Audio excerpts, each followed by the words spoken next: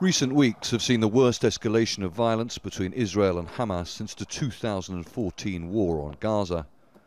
Israel targeted Hamas military bases after an Israeli soldier was shot dead by a Palestinian sniper on July the 20th. Hamas responded by firing rockets towards Israel, most of which were intercepted by Israel's Iron Dome defense system.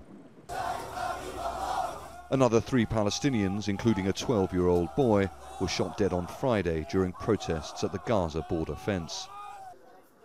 The UN Special Coordinator for Middle East Peace, Nickolay Mladenov, seen here in Gaza earlier this month, is leading efforts, along with the Egyptian government, for a lasting ceasefire. Hamas says it doesn't want war.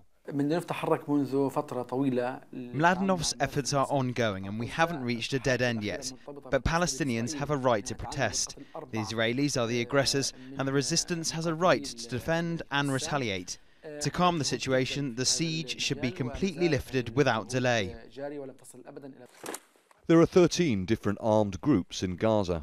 Islamic Jihad is the second most powerful. They disagree with Hamas about any future reconciliation with the Palestinian Authority, dominated by the rival Fatah party. But like all factions, Islamic Jihad say they will defend the protesters. Today, the Palestinian people are incapacitated. They have tried to use all means to break the siege and failed, so now they are using weekly protests. These Israeli soldiers are not snipers, they are killers hiding behind their uniforms. They have killed our children and elderly people. The Israeli government has been under increasing pressure from some politicians. They're urging a large-scale military operation against Hamas and the various armed factions in Gaza after fires started by incendiary-carrying balloons and kites burnt crops and land. Palestinian protesters have launched far fewer of the balloons carrying burning rags in recent days. Mediation efforts led by the United Nations Middle East Peace Envoy and Egypt continue, and the standoff between Hamas and Israel goes on.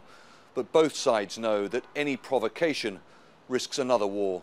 Stratford, Al Jazeera, Gaza.